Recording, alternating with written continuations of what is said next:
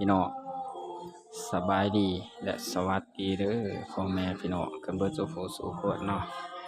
บ่ว่าสิอยู่ฝั่งไทยฝั่งลาวหรือต่างประเทศก็ยินดีต้อนรับเข้าสู่สองคำหวานชาแนลเด้อผมมาเจอกับคำหวานมื้อนี้เนาะหลังจากมาต่อ EP 2เนาะพี่น้องเนาะหลังจากคำหวานทำบุญสังฆทานไว้กับหลวงพ่อเรียบร้อยแล้วเนาะก็สีมาซื้อขนมเลี้ยงปลาต่อเนาะพี่น้องเนาะ EP 2เลยนี่พี่น้องเด้อสีมาซื้อขนมเลี้ยงปลาต่อเนาะพี่น้องพ่อค้าอันนี้กี่บาท20ถ้าถุงใหญ่อะอันนี้40ครับผมอันนี้ถุง40ไม่เอาแล้วเหรอเอาครับมาพี่น้องปลาลายขนาดเลยนี่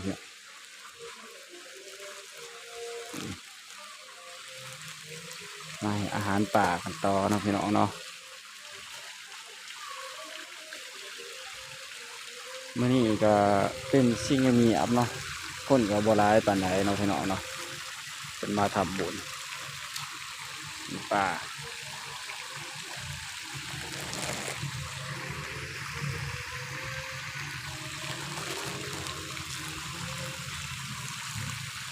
ชมบรรยากาศนะพี่น้องเนาะอาหารป่าต่อเห็นบ่รออยู่แล้วคำว่าอาเซียเอาขนมไหเนาะก็จะกินบ่อนกินบ่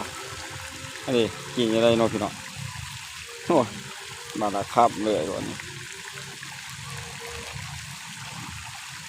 นี่เดี๋ยวมาลายเลยเห็นบ่พี่น้องกับแค่เนี่ยอะไรเนี่ยตัวใหญ่ดีเนาะพี่น้องตัวใหญ่ขนาดเนาะเอาเลี้ยงกันกินตัวใหญ่ไม่ตัวใหญ่โมเมนตัว4-5 โลผมบอกนะพี่น้องตัวใหญ่เป็นใหญ่ขนาด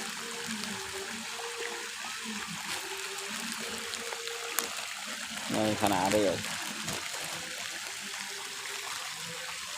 นกกระมี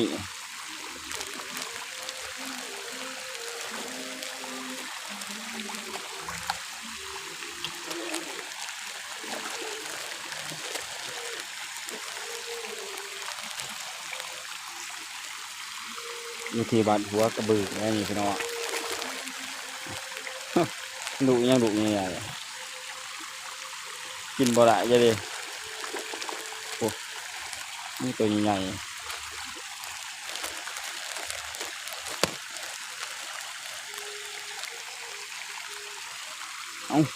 แห้งใหญ่เป็นบ้าเลยเรื่อยกว่าแห้งไม่ตัวใหญ่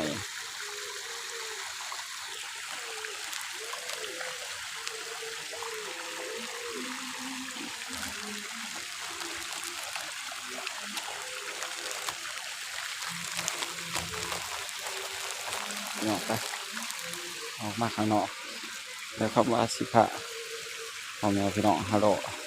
ไปข้างนอกเนาะนี่ดิขี้เหือเป็ดขี้เหือเป็ดเนาะพี่น้อง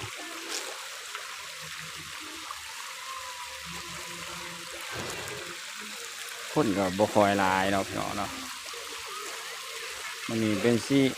มีอับเนาะ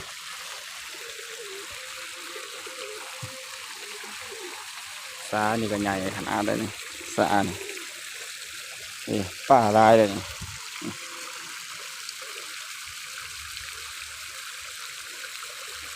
นี่ตัวใหญ่เนาะอันนี้ก็เลือดเป็ดแต่ว่าผมมีคนขี่ เอาเนี่ยทุ่งลาวทุ่งไทยหลายทุ่งหลายสันสาดเนาะพี่น้องเนาะ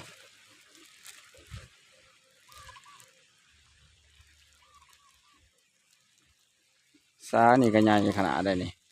ก็เคขาคู่เพิ่นเนาะป้าก็มีถั่วเบิดได้มาห่อเนาะคือก็ยังมีเนาะเดี๋ยวคำว่ากับเสียวขนมอู้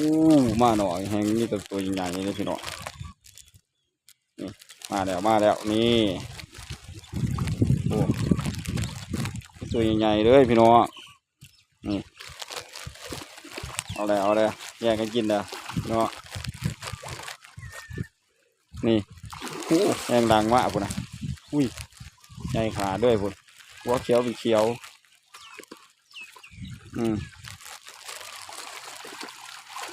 อู้ตัวใหญ่เป็นใหญ่เลยไปนะ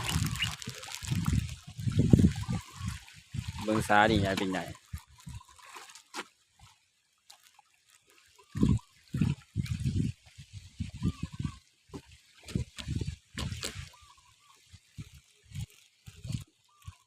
มีตัวใหญ่ๆด้วย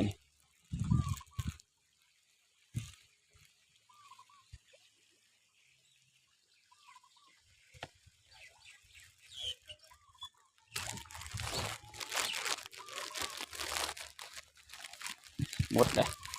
แป๊บเดียวเอาขึ้นมาใหม่อีกหยวกขึ้นมาใหม่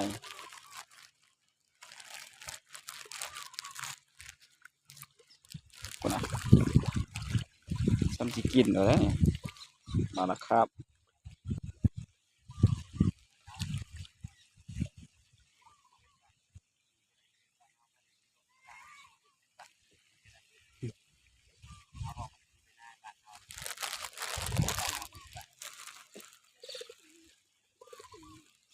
เอาเบ็ดมาตบอยู่นิ้วเลยเนาะพี่น้อง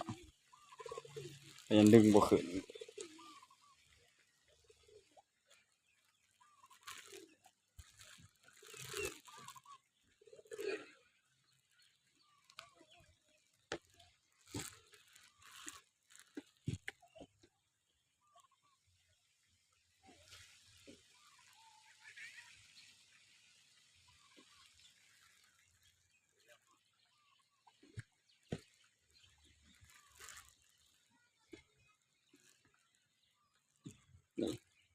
มาเจอนี่มีตัวใหญ่ตัวใหญ่ขนาดเลยอู้มาข้างนอกเกลือเป็ดเกลือเป็ดพี่น้องเสาชีปันดินในคลองนี่เนาะปันดินในคลอง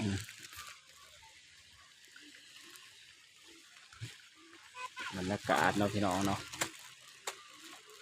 คนกับบุคอยร้ายไปได้เงียบๆน้อยหนึ่งเนาะพี่น้อง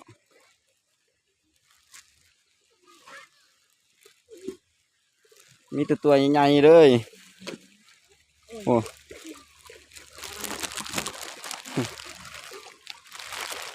เอาทิ้งลงไปโอ้เยอะมากเลย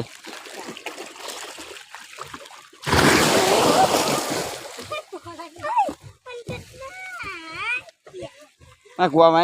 มเปียกหมดเลยปลากระโดดได้เนาะนี่มีตัวใหญ่เลยนี่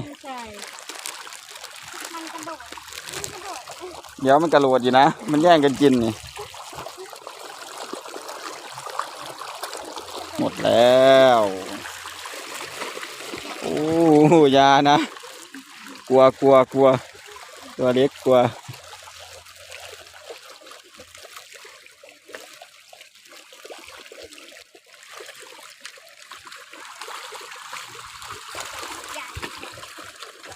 คำบาดกะถ่ายบรรยากาศรอบๆให้พ่อแม่พี่น้องครับเบิ่งแล้วเนาะแล้วคำบาดกะสิได้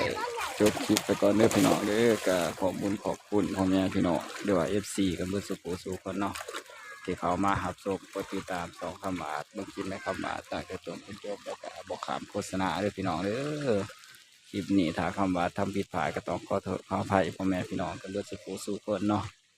คำว่าได้จบคลิปไปก่อนแล้วก็สิกล่าวคำว่าสบายดีและสวัสดีเด้อพ่อแม่พี่น้องกันด้วยสุขสู่คนเนาะ